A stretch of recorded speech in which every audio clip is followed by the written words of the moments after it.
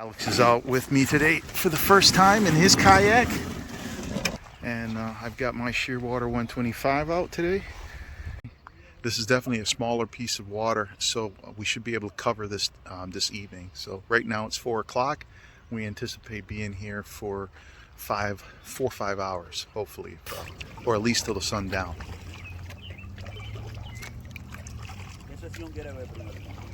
Vamos a pescar esa sección allí de repente.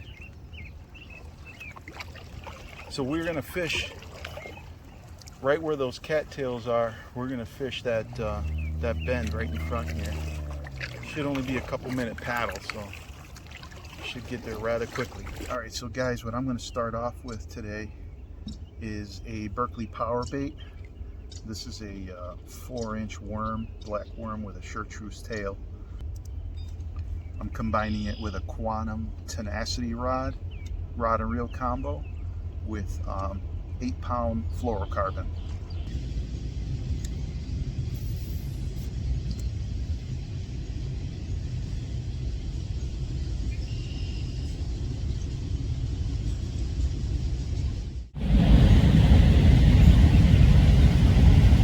My lure, I'm going to run the bait caster now.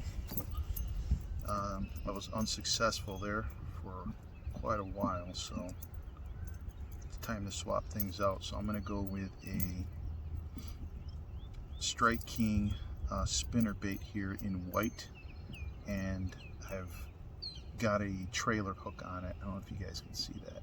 I put a trailer hook on, so that's what I'm going to tie on. And so what I use is the trilene knot. I'm tying this one. This was the one I learned. I know the polymer knot too, but the trilene knot I've been using for a long time. It's never failed me, so I'm gonna stick with it. And what I do is after I give it the 6 turns and I go in, I wet it down a little bit, and that gives me a real nice confident knot. And I tell you guys, this has probably been talked about a lot, but this little boomerang tool here is super handy, right on the vest. My son turned me onto that, and it's been the best thing since sliced bread.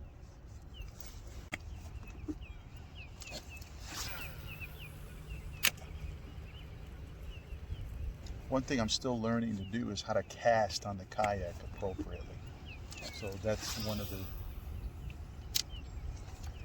the things that I'm still trying to learn, is how to appropriately cast off the kayak.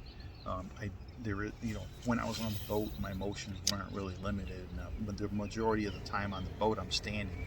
Here it's the opposite. The majority of the time on the kayak I'm sitting. So I just had a pike follow, cast into some weeds over here.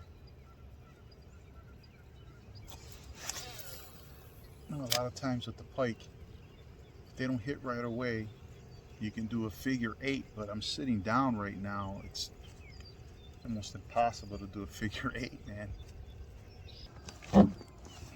So now I'm anchored in. This will give me an opportunity to kind of cast this area, really pick it apart.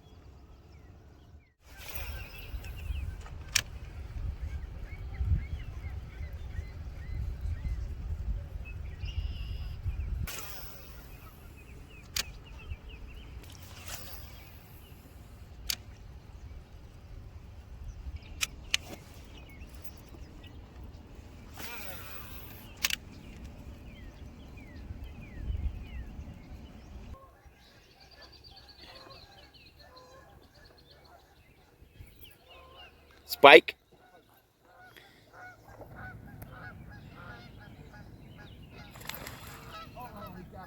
Oh, wow, man. Wow. How feel much? Felt good, man. Felt good. I shouldn't have been fiddling for the camera. I should have concentrated on catching them. Yeah, man. All right, guys, that one was my fault 100%. The lure did its job. The rod did its job. I just I didn't fight the fish right. Unfortunately, I was reaching to set the camera up. So what I ended up doing is we just came out from some shallow water and we're fishing the drop off, and I'm gonna kind of work my way towards the shore and work my way along that drop point. So hopefully we get another one. Let's see.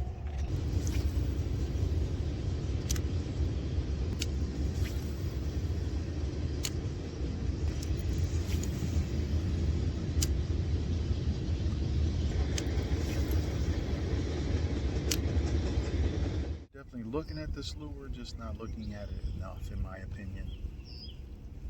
So I might transition to something else here.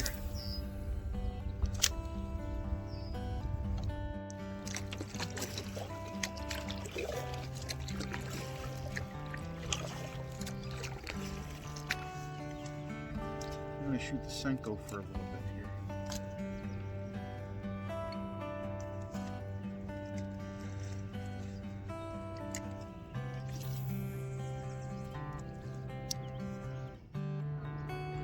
And this one I'm going to make it weedless. And how you do that is you stick most of it through, and then you just use the tip of the hook and you hide it in the body of the worm. So that's just weedless now.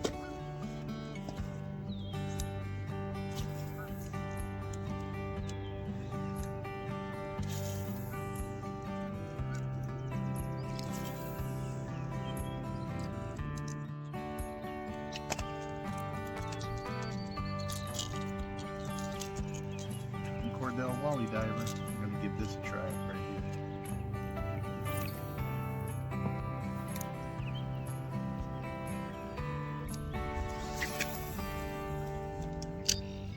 Turtle, guys. Golly, that thing's a monster.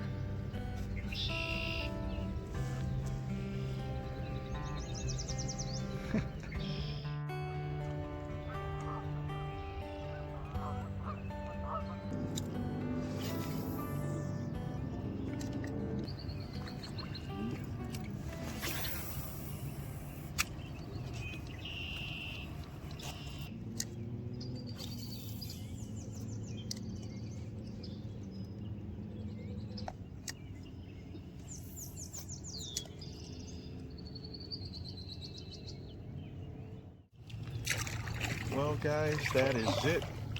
It was fun. It was nice to get out. Unfortunately, just couldn't put it together today. Alex is casting one last time, right, Alex? See what happens. Yeah, why not?